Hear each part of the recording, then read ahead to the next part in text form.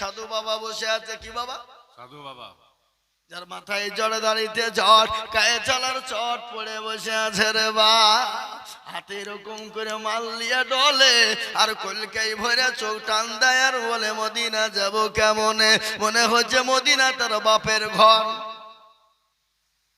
চোখগুলা মোটা মোটা হয়, কিসে টান দিছে? কলকে গেজাই। এ বাবা গেজাই মারে টান। আরে এমন গান ধরেছে, আয়না বাবা কারি, আয়না বাবা আইরে বাবা, আয়না কারিগর, আয়না বসায় আছে বাবা কলমের ভিতর। কি বুঝলে? হক আল্লাহ, নামাজ রোজা লাগবে না। এ মুসলমান দরদি, ওই সাধু বাবার দরবারে দেখলাম মুসলমানদের ছেলেরা মেয়েরা নামাজ নাই, রোজা নাই, কুল নেই, কুলমা নাই, উত্তর দক্ষিণ কিছু নাই। মুসলমানের মেয়েরা গিয়ে দেখছি পুকুরে ডুব দেয়। বলে পুকুরে ডুব দেয় কেন গো? বলে হুজুর গো, যাদের বিয়ে হয়েছে বাচ্চা হয়নি, ওই পুকুরে ডুব দিলে তাদের বাচ্চা হয়ে যাবে। আমি বলছি তাই নাকি? তাহলে একটা কাজ করো, এই বাঁকুড়া ছেলেরা, এই তোমরা পুকুরটা বুঝিয়ে দাও। বলে কেন হুজুর? যদি না বুঝিয়ে দাও, কোন ভুলবশত যদি বেটা ছেলে ডুব মারে দেয়, তারও তো ছেলে হবে নাকি? বুঝছেন আপনারা? যে ডুব মারবে তার ছেলে হবে, তাহলে বেটা ছেলে ডুব মারলে তার ছেলে হবে না। এই মুসলমানেরা ধোঁকাবাজেরা, আজকে তারা ধোঁকা দিয়ে মানুষের জীবনের সমস্ত সম্পদ লুট করে নিচ্ছে। আজকে তারা লুটপাট করে খাচ্ছে। নামাজ নাই, রোজা নাই, কুল নাই, কলমা উত্তর দক্ষিণ কিছু না। কিন্তু আমি আপনাদেরকে পীরের কথা বলেছি, এখনো ভালো পীর বেঁচে আছে, এখনো ভালো পীর আছে। ও মুসলমান, ভালো পীর ছিল আল্লাহু আকবার, মাহবুবে সুবহানি, কুতুবে রব্বানি, বড় পীর আব্দুল কাদের জিলানী রহমাতুল্লাহ আলাইহির একটা ঘটনা মনে হয়ে গেল। কি বলবো না? বলবো না? বলবো। খাজা মঈনুদ্দিন চিশতি সুবহানাল্লাহ, বড় পীর আব্দুল কাদের জিলানী রহমাতুল্লাহ আলাইহির একটা ঘটনা। তার আব্বা জানের নাম ছিল আবু সালেহ জঙ্গি মুসা রহমাতুল্লাহ আলাইহি। একদিন তিনি খোদার তরনায় পানি পান করার জন্য আপনার নীল নদীর ধরে পানি পান করবে বাবা। ইতিমধ্যে একজন খোদার তরুণায় তিনি সহ্য করতে পারেন না, একটা আপেল বেঁচে আসছিল, আপেলটা তিনি তুলে খেয়ে নিয়েছে রে বাবা। তিনি খেয়ে নিয়েছে। খাওয়ার পরে তিনি মনে মনে ভাবছেন, আল্লাহ আমি কার আপেল খেলাম, কে দিল, কোথা থেকে এলো? আল্লাহ আমি তো বিপদে পড়ে যাবো কাল কিয়ামতের দিনে। আল্লাহ সে যদি আমার কাছে চাই, আসামির কাঠগড়ায় দাঁড় করে দেয়, আমার নেকি ভাগ হয়ে যাবে। পানিতে ভেসে আসছিল। কিন্তু আমাদের ভিতরে অনেক নেতা আছে, আমাদের ভিতরে অনেক মোড়ল আছে, আমাদের দেশে অনেক মাতাব্বর আছে, আমাদের দেশে অনেক চাচা আছে, আমাদের দেশে অনেক দাদা আছে।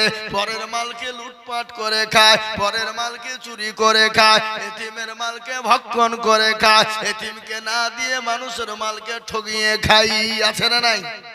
আপনাদের দেশে নাই নাকি? এই দেশ আছে? এ বাবা, গরিবের মালকে লুটপাট করে খায়, মানুষের হককে নষ্ট করে দেয়, হককে নষ্ট করে দেয়। কিন্তু শুনে নেন, হুকুকুল্লাহ আর হুকুকুল ইবাদ, এক হলো আল্লাহর হক আর একটা হলো বান্দার হক। কেউ যদি আল্লাহর হককে নষ্ট করে দেয়, আল্লাহ ইচ্ছা করলে ক্ষমা করে দেবে। আর কেউ যদি বান্দার হক নষ্ট করে, আল্লাহ যতক্ষণ পর্যন্ত ক্ষমা না করবে, ততক্ষণ পর্যন্ত কেউ আল্লাহ ক্ষমা করবে না। হুকুকুল্লাহ আর হুকুকুল ইবাদ, একটা হলো বান্দার হক। আজকে হুকুকুল ইবাদ, বান্দার হক কোনটা বলে? আপনি জোর করে টাকা ছিনিয়ে নিয়েছেন, জমি লুটপাট করে নিয়েছেন, জমির আইলকে ঠেলে খেয়েছেন। আইল ঠেলা লোক আপনাদের দেশে আছে না নাই? কে কে আছে? হাত তুলে দেখান দেনি। কেউ তুলবে না। এ যাতে মাতাল তালে ঠিক আছে না নাই? কথা কয়। আজকে আমাদের দেশে হক নষ্ট করা লোক আছে। বোনকে ঠগিয়েছে, ভাইকে ঠগিয়েছে, বেটাকে ঠগিয়েছে, বিটিকে ঠগিয়েছে, বিটিকে ঠগিয়ে বেটার নামে সমস্ত সম্পদ লিখে দিয়েছে, বোনকে ঠগিয়ে ভাই সমস্ত সম্পদ লুট করে নিয়েছে। কাবা শরীফে যাই নামাজে দাঁড়িয়ে যে আপনার হজে যে আল্লাহর কাছে দোয়া করার বলে, আল্লাহ আমাকে জান্নাত দাও, আল্লাহ পাজিরে একবার মরে দেখ, তোকে যাই না মাঝে কি করে আমি ধরি। আয় একবার বোনকে ঠকালছিস, ভাইকে ঠকালছিস, বিটিকে ঠকালছিস, আপনার এতিম ভাগিনাকে ঠকিয়েছিস। এরকম আছে না নাই জোরে বলুন? ভাগিনাকে ঠকাই না, এতিমের মালকে লুট করে খাই না?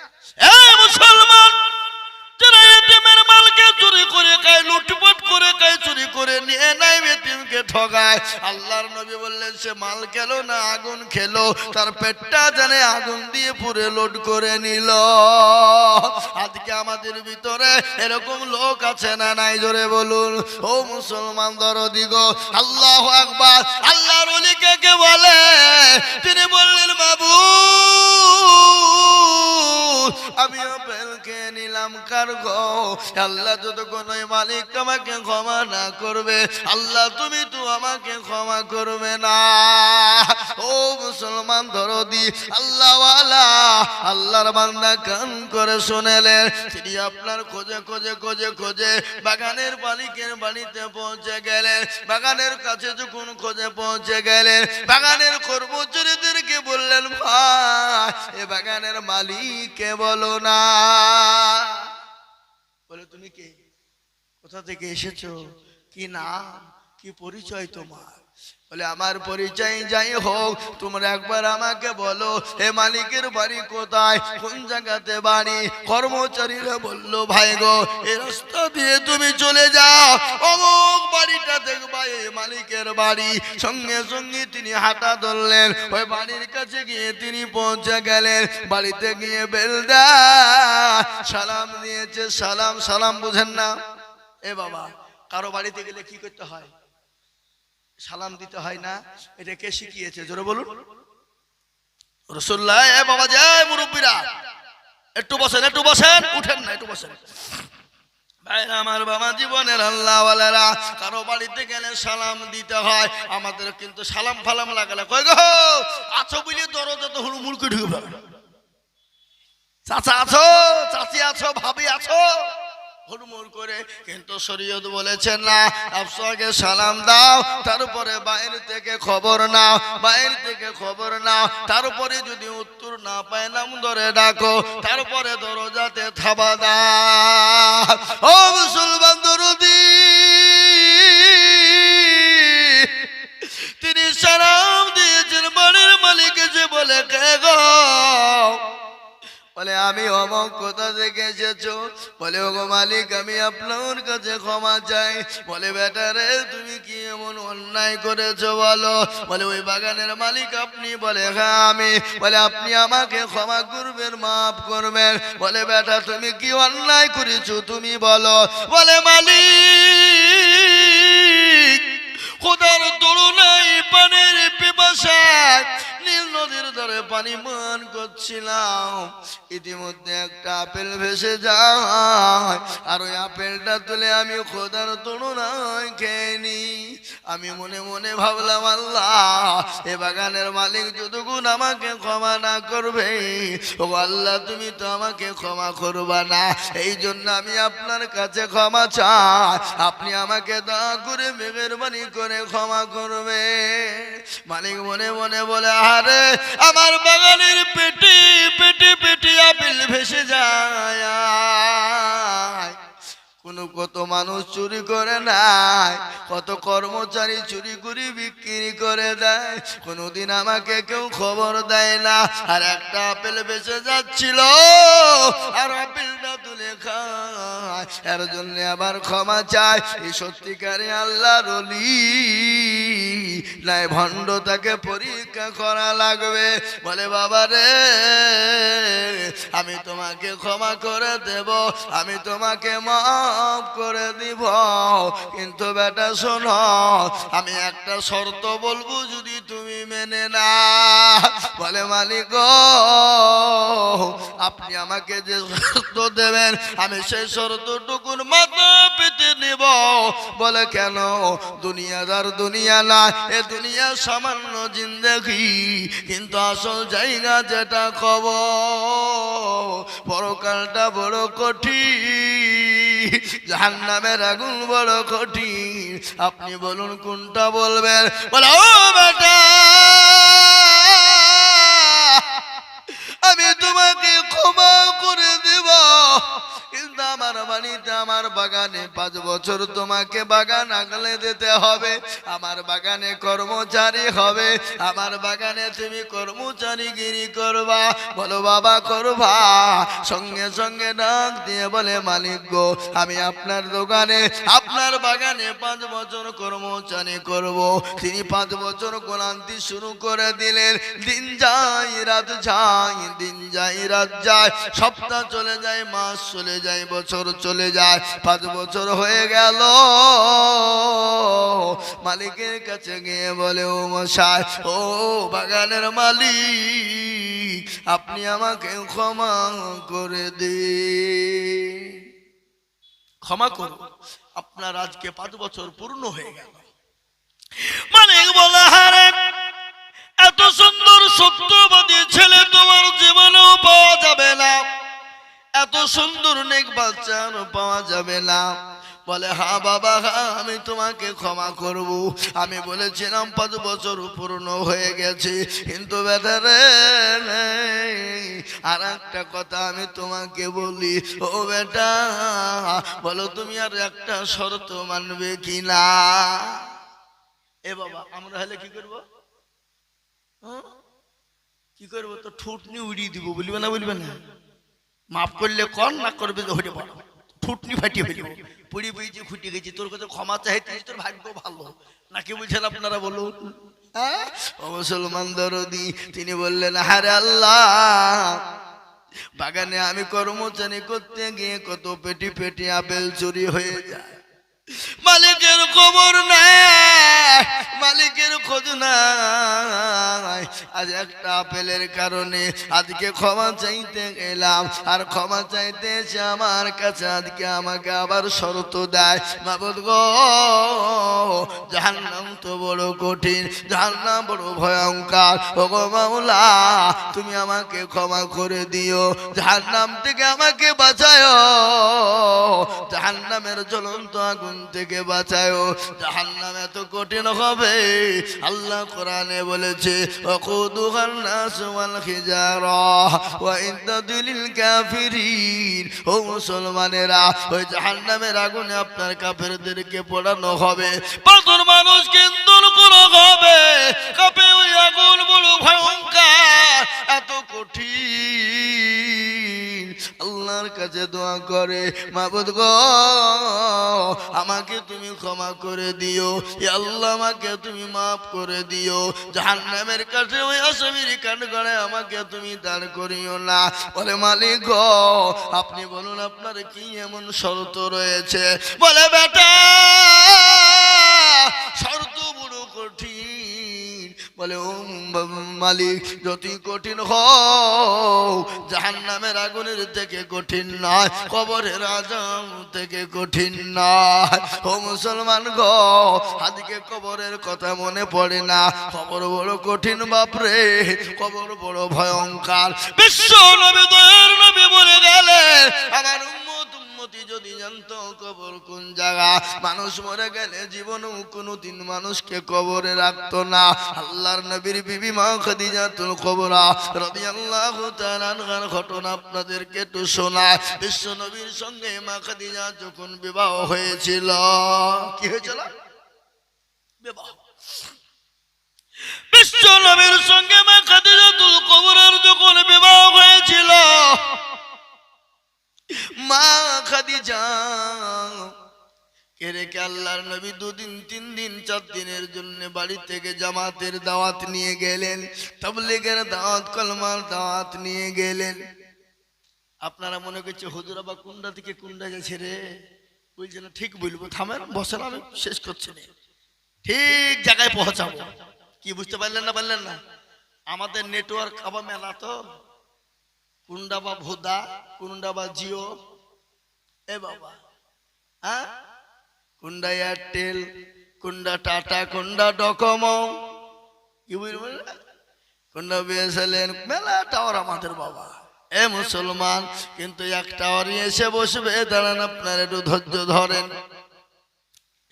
মুসলমান গো, আল্লাহ নবীর সঙ্গে মা খাদিজা রাদিয়াল্লাহু তাআলা আনহার সঙ্গে যখন বিবাহ হয়েছিল, আল্লাহর নবী মা খাদিজাতুল কুবরা রাদিয়াল্লাহু তাআলা আনহাকে রেখে গেলেন।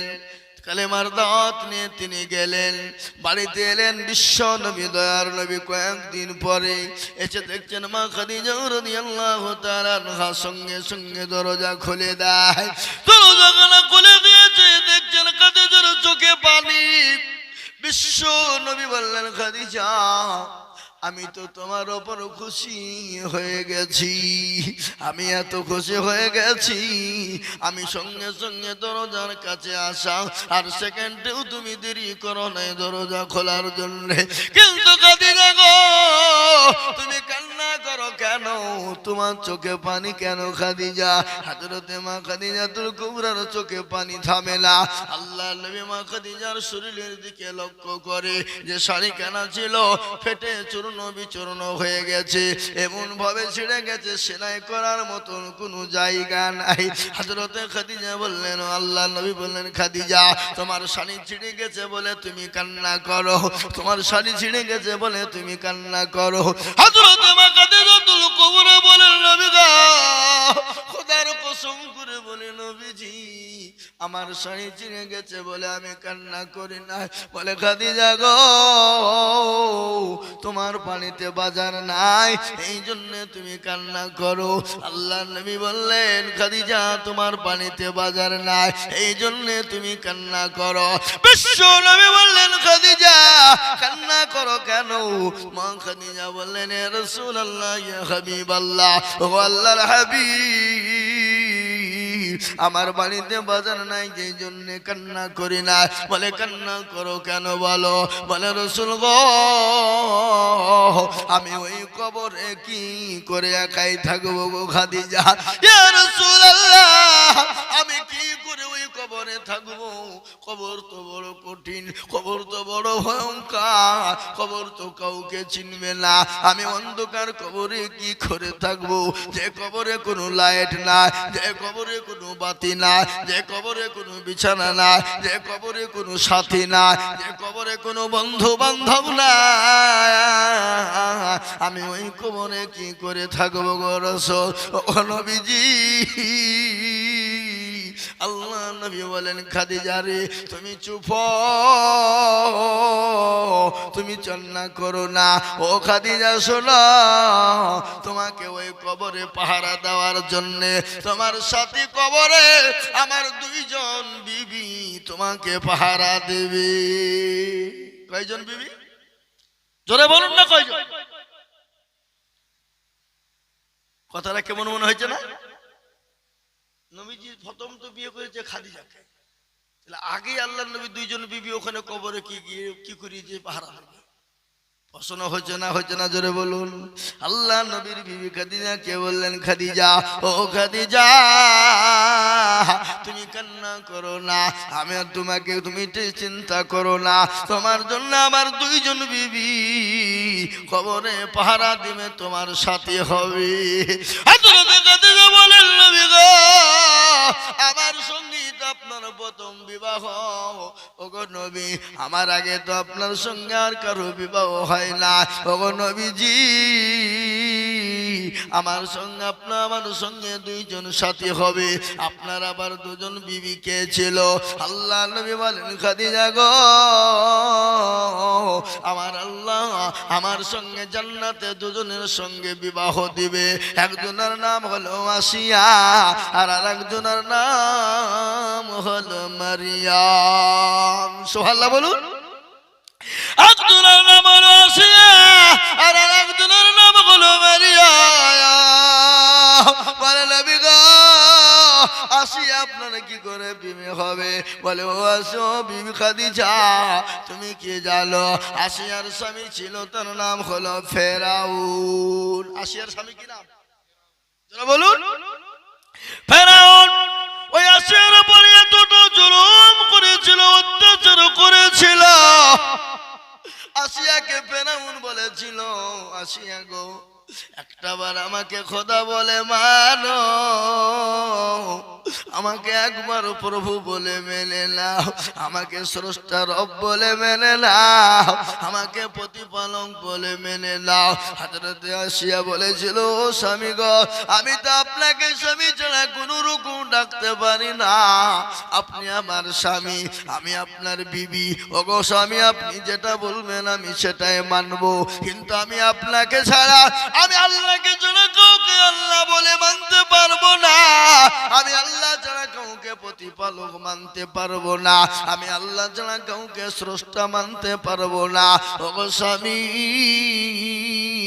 আমার ওপর যত স্টিম রোলার চলো, আমার ওপর যত অত্যাচার হোক, আমি কোন রকম আল্লাহ ছাড়া আমি কাউকে মানতে পারবো না। ওই ফেরাউন বিবি আসিয়ার উপরে এতটা অত্যাচার শুরু করে দিল, এত জুলুম শুরু করে দিল। মরুভূমির প্রান্তে ও মুসলমান, হযরতে আসিয়াকে উলঙ্গা করে দেওয়া হলো। উলঙ্গা করে দেওয়ার পরে ও মুসলমান গো, হযরতে আসিয়াকে প্যারাকের ওপর শুইয়ে দেওয়া হলো, কাঠের ওপর প্যারা। উলঙ্গা করে আসিয়াকে যখন শুইয়ে দেওয়া হলো, নারী দেহ নরম দেহ, সহ্য হয় না। হযরতে আসিয়ার বুকের ওপর পাথর চাপিয়ে দেওয়া হলো। আমার আল্লাহ ফেরেশতাদেরকে বলে, ওরে ফেরেশতা, আমার আসিয়া দুনিয়া থেকে যাওয়ার আগে, মৃত্যুবরণ করার আগে, আমার আসিয়ার জন্য 8টা জান্নাতের দরজা খুলে দাও। সুবহানাল্লাহ বলুন। 8টা দরজা খুলে দেয়। আমার দুনিয়া থেকে বিদায় হওয়ার আগে সে জানি জান্নাতের 8টা দরজা থেকে ফেলতে পারে। ওগো আমার বিবি খাদিজা, হযরতে আসিয়ার উপরে এত অত্যাচার, এত জুলুম হয়েছিল, এত অত্যাচার জুলুম, তারপর আমার আল্লাহকে আসিয়া ভোলে না। তারপরে আমার আল্লাহ আসিয়া, আমার আল্লাহকে আসিয়া ভোলে না। স্বামীর কথা, স্বামীর কথা মানে না। আমার আল্লাহ আসিয়ার জন্য জান্নাত ঘর করে দিয়েছে, আর ওই জান্নাতের ঘরে আমার আল্লাহ আসিয়ার সঙ্গে আমার বিবাহ দিবে। জোরে বলুন সুবহানাল্লাহ। ও মুসলমান, আমি আপনাদেরকে বলবো, কাফের বেঈমানেরা এত অত্যাচার করেছিল যে আল্লাহ ওয়ালা, দিন ওয়ালা, ঈমান ওয়ালা, কলমা ওয়ালা, কোরআন ওয়ালা, তাদের উপর যত অত্যাচার হোক, যতই জুলুম হোক না কেন বাবা, আল্লাহর দিন ছেড়ে দেবে না, আল্লাহর কলম, আল্লাহর হুকুম ছেড়ে দেবে না, কোন নবীর হুকুমকে কেউ ছেড়ে দেবে না। আজ আমি আপনাদেরকে বলবো বাপ, আজকে গোটা পৃথিবীর জমিনে মাদ্রাসা ভেঙে দাও, মসজিদ ভেঙে দাও, কোরআনকে পড়িয়ে দাও। আজ আমি বলবো, মুসলমান যতদিন পৃথিবীতে আছে, মাদ্রাসা আছে, মসজিদ থাকবে, কোরআন আছে, কোরআন থাকবে, ইনশাআল্লাহ শেষ করে দিতে পারবে না। একটু হাতটা উঁচু করে দিয়ে একবার মহব্বত দিয়ে বলুন ইনশাআল্লাহ। তুলুন, হাত তুলুন। এ বাবা, অনেকে হাত তুলতে চাইলেন না, ওরা মনে মনে করছে যে তুললে বিপদ হয়ে যাবে নাকি রে। এ বাবা, বিপদ নয়। যে তুল্য সে জিতে গেল, যে তুল্য না সে হেরে গেল। কি বলেন আপনারা? হেরে গেল বলেন না জিতে গেল বলেন? হেরে গেল। আজকে ওরা মনে মনে করছে দেখতে কেউ পাবে না, কিন্তু মুসলমান গো, যেটা কেউ দেখে না সেটা দেখে কে? যারা বলুন, যেটা কেউ জানে না সেটা দেখে কে? যেটা কেউ জানে না সেটা জানে কে? যেটা কেউ শোনে না সেটা শোনে কে? কবি বলেনি, সবাই বলে আমি ভালো, আমি জানি কি, আমার মনের গোপন খবর জানে আল্লাহ জি। আলোতে আধারে নির্জনেতে কথা কি করেছ তুমি সব জানিছি, তাহারি চোখেতে কেউ যাবে না পাখি, আমি জানি কি। ও মুসলমান দরদি, আজ আমি আপনাদেরকে বলবো সকলকে ফাঁকি দেওয়া যাবে কিন্তু আমার আল্লাহকে ফাঁকি দেওয়া যাবে না। সকলের সঙ্গে চালাকি চলবে, আমার আল্লাহর সঙ্গে চলবে না। তাই আমি আপনাদেরকে বলবো বাপরে, নবীর প্রেমিক কারা, আল্লাহর প্রেমিক কারা? হাদিসের মধ্যে এসেছে লা ইউমিনু আহাদুকুম হাত্তা কুনা হাব্বা ইলাই মিন ওয়ালিদিহি ওয়া ওয়ালাদিহি ওয়ান নাসি আজমাইন। ওই ব্যক্তি ইমানদার, ওই ব্যক্তি পরোজগার যার নিজের জীবনের থেকে সন্তানের থেকে বিবি থেকে বাচ্চা থেকে সম্পদের থেকে আল্লাহ তার রাসূলকে সব থেকে বেশি ভালোবাসে। তাই আমি আপনাদেরকে আর একবার বলবো বাপ হুজুর গো, পৃথিবীর জমিনে যতদিন থাকবো আল্লাহ তার রাসূলকে নিজের জীবন এবং সন্তান বিবি বাচ্চার থেকে সম্পদের থেকে বেশি ভালোবাসবো। আর একবার হাতটা তুলে বলুন ইনশাআল্লাহ। তুলুন হাতটা নামিয়ে দিন মুসলমান, খুলুন কোরআন। আমি আপনাদেরকে গল্প বলি না, কোরআনের কথা শুনুন। আল্লাহ বললেন আল ইয়াউমা নাখতিমু আলা আফওয়াহিহিম ওয়া তুকাল্লিমুনা আইদিহিম ওয়া তাশহাদু আরজুলুহুম বিমা কানু ইয়াকসিবুন। কিয়ামতের দিনে রে বাবা জমানে তালা মেরে দেবে, হাতকে বলবে কোন কাজে ব্যয় করেছিল। সেদিন বলবে মৌলা। নতুন হাসানপুরের জালসায় বক্তা দিজুল বলেছিল আল্লাহর প্রেমিক কারা, নবীর প্রেমিক কারা, দিনের প্রেমিক কারা, ইসলামের প্রেমিক কারা, দিনকে বাঁচানেওয়ালা কারা, আল্লাহর দিনকে হেফাজত করনেওয়ালা কারা। হাতটা তোলো তারা, হাতটা তোলার কারণে জাহান্নামটা হারাম হয়ে যাবে রে বাবা, জান্নাতটা ওয়াজিব হয়ে যাবে। আজ আমি বলবো মুসলমান গো, ও নতুন হাসানপুরের বাবা জীবন ভাইরা, আমি হ্যান্ডবিলে দেখলাম আল্লাহর ঘর মসজিদের উন্নতি কল্পে জালসা।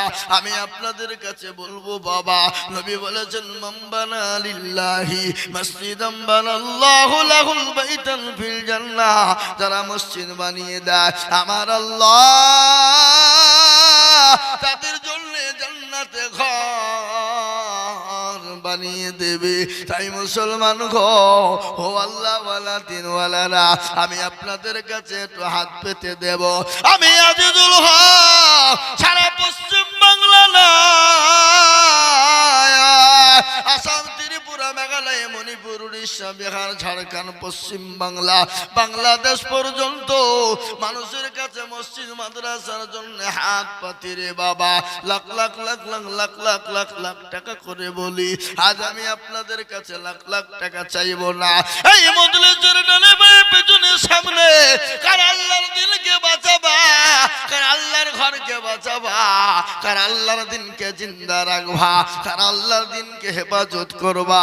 ও মুসলমান, আপনি আমি চলে যাব কিন্তু মসজিদ কিয়ামত পর্যন্ত থাকবে। স্বামী আল্লাহ, এই ভাই একটু বসেন। খবরদার এই মজলিস থেকে চলে গেলে এবার গুনাহ হবে, চরম গুনাহ হবে। এতক্ষণ গেলেন না, এবার বুঝতে পেরেছে মৌলবি আদায় করবে, চোখের উঠে পালায়। মানে শয়তান লাগিয়ে আছে। বা কি লেগেছে তোরা বলো? শয়তান। ওরা মনে করছে থাকলে এবার বিপদ হয়ে যাবে, চপালায়। ও মুসলমান দরদি, তাই আমি আপনাদেরকে বলি বাপ, আল্লাহর ঘর মসজিদটা বানানোর জন্য আমি আপনাদের কাছে 20,000 50,000 টাকা বলবো না, 10,000 করে চাইবো না।